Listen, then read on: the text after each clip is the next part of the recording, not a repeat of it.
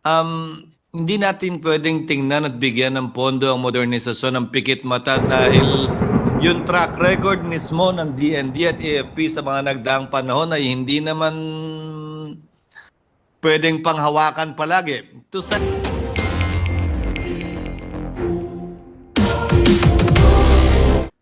We have to modernize our armed forces. Tapos, pagdating sa budget deliberation, ibis dagdagan, bawasan pa natin. Iba pala yung priority ng gobyerno natin.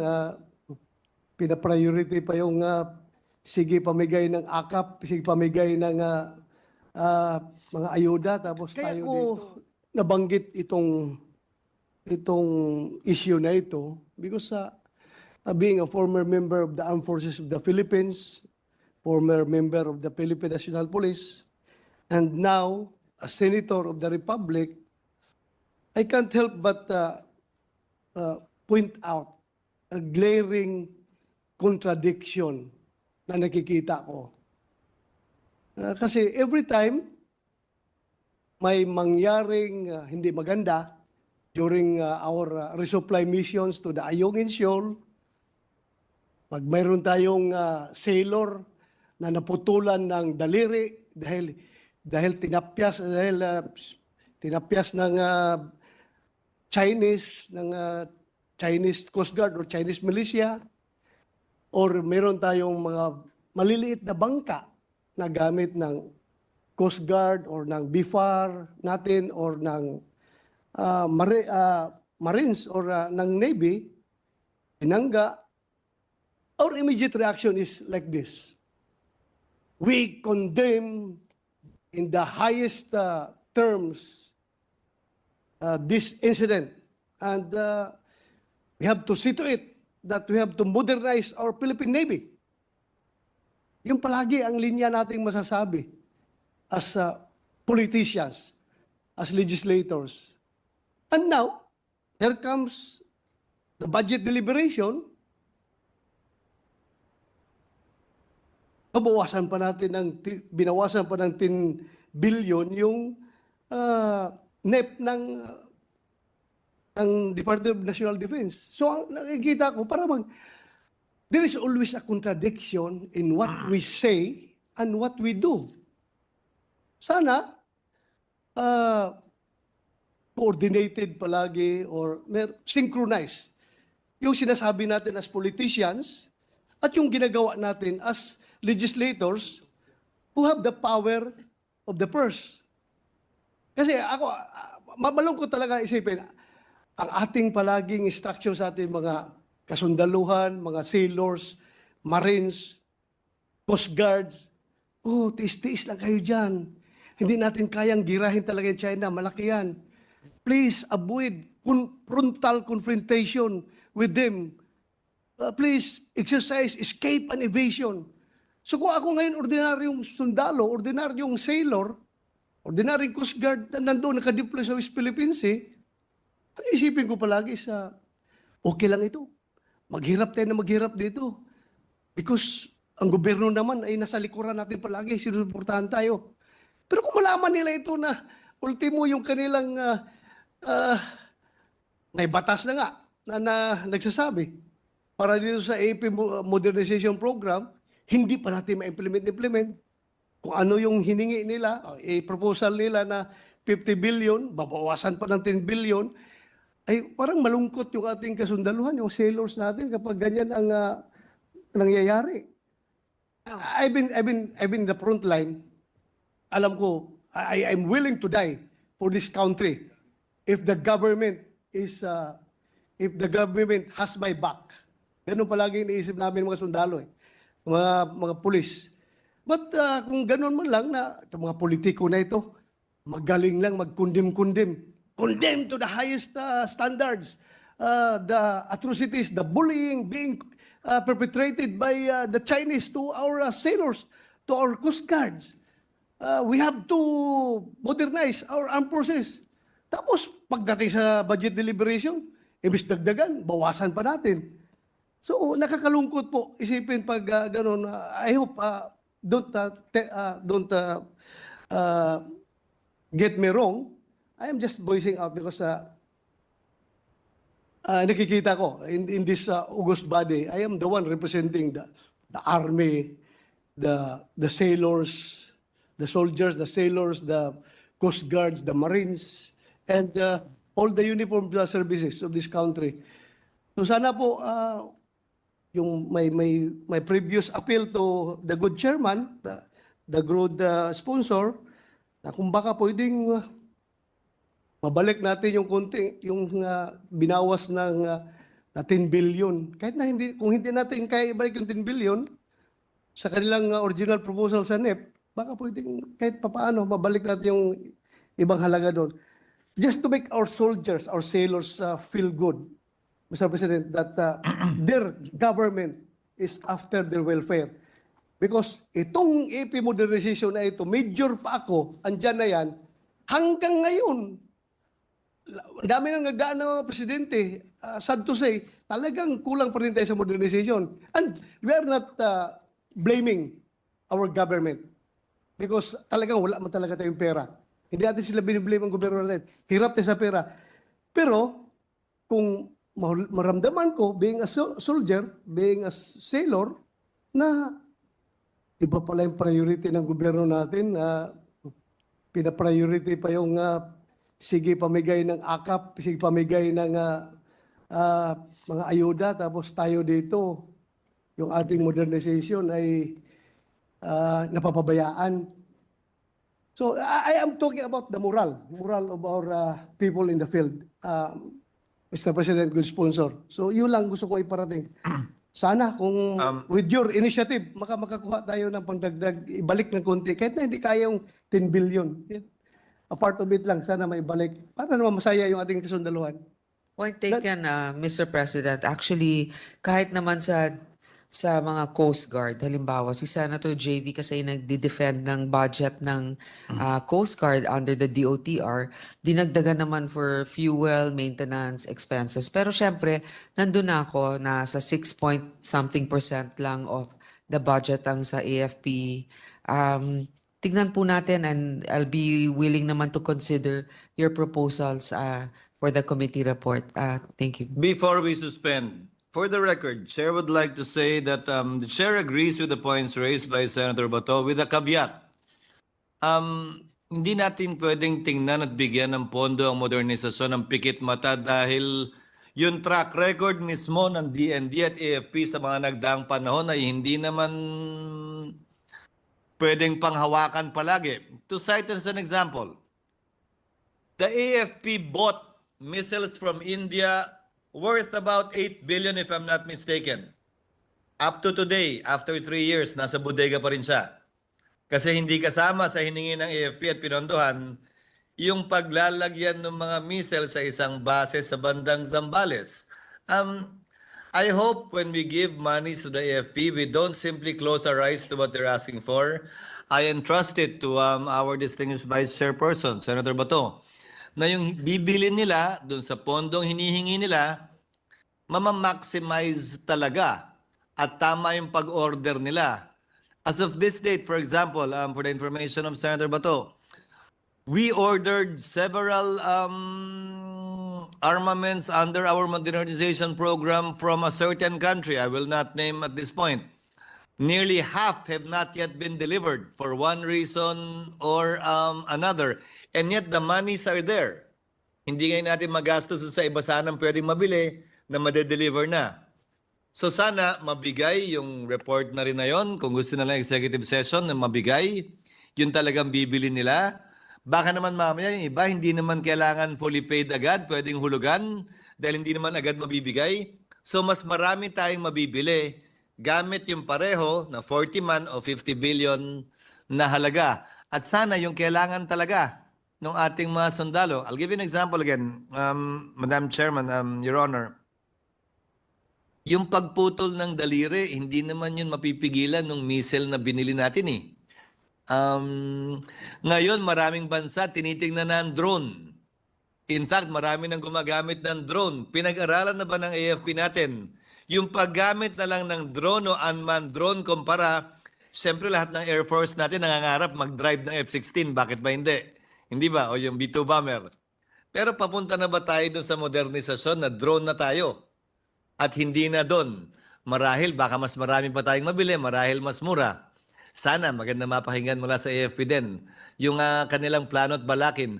Dahil kada pagpasok ng bagong administrasyon at may bagong chief of staff, correct me if I'm wrong, Senator Bato, nagbabago yung components ng modernisasyon eh. Binabago nila, hindi naman nananatiling ganun eh. So kada administrasyon pumapasok yung panibago na namang plano at nagbabago din yung teknolohiya. Kaya hindi pwedeng iplano yung modernisasyon ng isang upuan lang ng isang administrasyon dahil makalipas ang 5-6 na taon, baka may lumabas na bagong teknolohiya, yan ang mas bagay sa atin. Hindi yung nabili natin ang baka outdated na noong mga panahon na nakuha na natin. I hope the committee will consider that when it decides on adding and how it will be spent, the additional and the original budget of 40 billion. Just for the record, Madam Chairman, Your Honor. Ayan na po mga kabida, merong na-booking na budget ngayon sa isinagawang budget hearing ho dyan sa Senado. Ano po, no? Ito pong budget na ito ay mula ho daw sa AKAP para ho sa 2025 mga kabida. Ano po, no? At ito pong budget sa AKAP ay isiningit pala doon ho sa GAB. Itong General Appropriations Bill ho ng House of Representatives. Ano po, no? Ang problema kasi dito ho, itong budget na ito, itong 39 billion pesos mga kabida, ay wala doon sa National Expenditure Program. Alam na po natin yung NEP, itong NEP, dun yun lahat yung mga expenditures ho. Programa para sa expenditures ng gobyerno for the 2025. Okay? Wala nga doon, pero nakapagtataka po mga kabida, ano po? Kasi andun sa GAB, House version po.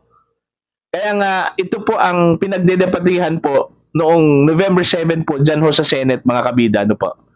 Dahil walang konkretong mga mechanics yung mechanisms, ano po, no? Kung sino yung mga beneficiaries, yun yung malinaw kasi mga kabida, ano po? Hindi klaro yung mga beneficiaries ho dito sa AKAP na ito, ano po, no? Para bang itong DSWD na naturingan hong siya yung flagship government agency nitong AKAP, ano po? Itong DSWD po mga kabida, parang dami lang po ito, no? Sa budget na ito ng AKAP, ano po? Kasi ho daw, ang tunay daw na nakikinabang ho dito mga kabida ay ito daw si Speaker Martin Romualdez po. Bakit? Kasi ito yung observation po, every time na meron hong pamimigay ho ng AKAP financial assistance doon ho sa mga kababayan ho natin, bakit po ang pinapasalamatan po ay itong si Speaker Romualdez at hindi itong DSWD, ano po, no? Yun po ring napansin ko mga kabida, ano po, no?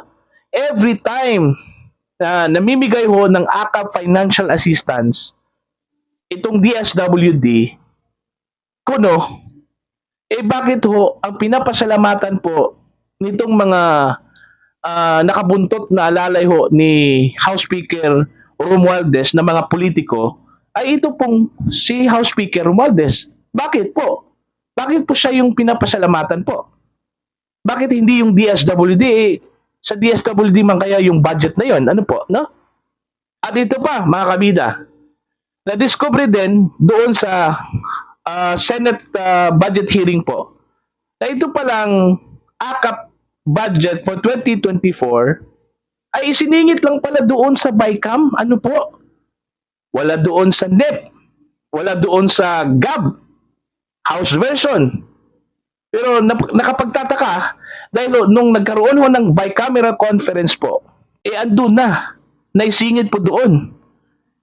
Ito rin yung problema kasi bakit ho pinayagan po ni Senator Sani Angara, ang chairman ho ng Finance Committee ng Senate, nung time na hindi pa po siya umalis para ho magsilbi bilang secretary ho ng Department of Education. Bakit ito pinayagan niya yung insertion doon mismo sa BICAM? Yun yung tanong eh. Kaya medyo meron hong pagdududa itong mga senador ngayon kung para saan talaga itong AKAP. Unlike doon sa ibang mga ayuda, mga kabida, no, like yung for peace, klarong-klaro yun na ang mga beneficiaries talaga doon ay yung mga poorest of the poor. Ano po, no? Pero itong AKAP, sino yung mga beneficiaries ho dito? Ang alam ko po ay kahit na yung mga stable na yung job, mga kabida, mga regular employees na po, nabigyan po eh. Meron ho daw mga beneficiaries ho dito na kahit ho maganda yung estado ho ng kanilang buhay, nabigyan po nitong ayuda na ito, ano po, mga kabida. Yung sabi ho ni Senator Grace po, na meron hong nagsabi sa kanya, kung sino lang daw yung available doon sa munisipyo na tao, yun yung makakatanggap po ng ayuda, no? Galing ho dito sa AKAP na ito, mga kabida. Kaya ho, hindi ho pinayagan ng Finance Committee dyan ho sa Senate, mga kabida, na i-adapt itong committee report, na isali ho sa committee report itong budget ho ng AKAP. Ayan po. So, para ho maintindihan ho natin ito, mga kabida, pakinggan ho natin itong clip lang po ng Senate Budget Deliberation kung saan po dito ho na-discover na ang pondo para ng AKAP for 2025 ay aabot ho sa 39 billion pesos. Narito po. Pass this in plenary. And then I think one difference of our committee report when compared to the GAB this time is we took out the AKAP. Yes, Mr. AKAP. President. Opo. Andito naman yung ating LBRMO na may institutional memory. Last year ba yung AKAP ay kasama sa GAB o hindi? May we know, Madam, the Chairwoman? Hindi po kasama sa GAB. Hindi nga kasama sa GAB. So last year, si AKAP, wala na sa NEP, wala pa sa GAB, lumabas sa BICAM. Okay, ngayon, sa ngayong taon, si AKAP wala sa NEP, pero nasa GAB. Tapos, so, improved. Actually, if you look at the basic facts, improved ang situation ni AKAP because it's now part of GAB. So, what is the reason why in some parts of the GAB sinunod ng committee natin? How come this part of the GAB where there is an AKAP to the tune of, ang AKAP kasi is Ayuda sa Kapos ang Kita program to the tune of 39 billion. So, on that point, hindi tayo nag-agree sa GAB. May we know the reasoning of the committee? Mr. President, this is also in deference to the Vice Chair of the Committee on Finance for the DSWD. When I spoke to her about this, what she said is she would like to discuss further and to look into what really is the report on the progress of AKAP. Who has it been disbursed to? Is it really necessary or is this already part of a redundant program that can be rationalized? So, hindi po nangangahulugan na i-retain o tatanggalin natin. Kasi pagdating po sa plenary at saka yung mga submissions ng mga amendments, doon natin makikita paano na-justify ng Finance Vice Chair yung pagtatanggal o pagbabalik nitong AKAP na to. Yung 39 billion pesos na budget for a program, mas malaki po yan sa budget ng ibang departments? Tama po? Tama po. Tama po. Actually, mas malaki siya sa Department of Foreign Affairs, Mr. President. Tama po? Tama po ba? Kahit po sa budget ng Congress, mas malaki po yan. Kaya nga po, Wag natin i-compare sarili natin. Let's say sa Department of Foreign Affairs. mas Tama? malaki. Oh. Alam niyo po, talagang nagulantangal ang marami dahil nga, syempre hindi naman barya-barya lang ito. Ngayon, kung talaga namang nakakatulong, kailangan malaman din natin, no? Paano ba ito nakatulong? Ito ba ay kailangan o umulit lang sa isang programa na pwedeng doon na lang natin ilagay imbes na dito. So, yun po yung mabuti rin maringgan pagdating sa budget ng DSWD.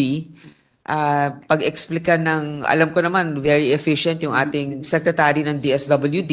Baka mas kaya niyang i-explica kung paano ba nangyari ito, paano ba ipamahagi ito. Tapos, malaman natin sa Finance Vice Chair kung ito ay tatanggapin niya at ano ang dahilan kung tatanggapin niya o hindi niya tatanggapin. So doon po sa DBCC and the DBM which drafted our the budget, may we know the reason why they dropped AKAP? Because AKAP is in the GAA, GAA 2024. So alam nila yun, may historical knowledge sila, o historical data. But they dropped AKAP from NEP. May we know the reason why? What is the economic manager's thinking, Mr. President? To also guide us. Mr. President, I was just informed that it was not part of the draft proposal of the DSWD for NEP 2025. So, sa GAB, dinagdag po ito. Okay, so ibang process po yun. Okay po.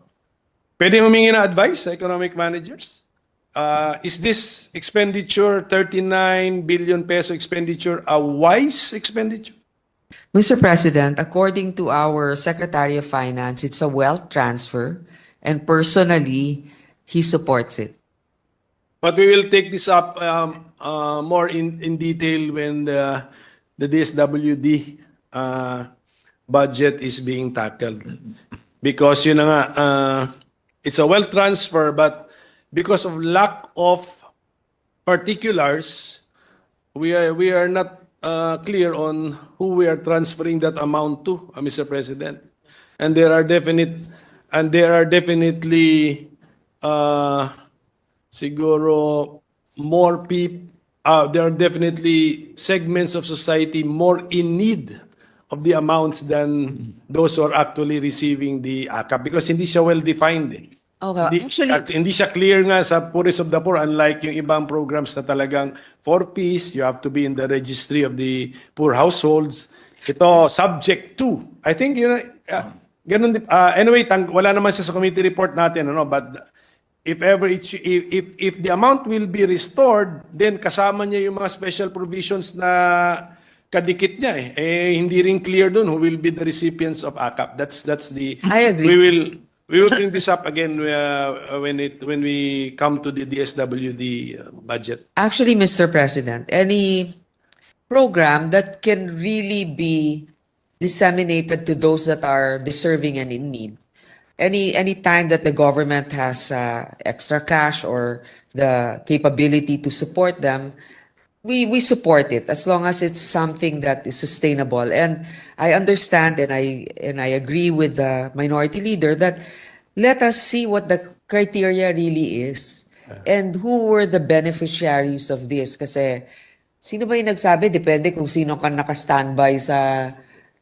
munisipyo, yun lang yung Yes, nagbibigyan, di ba?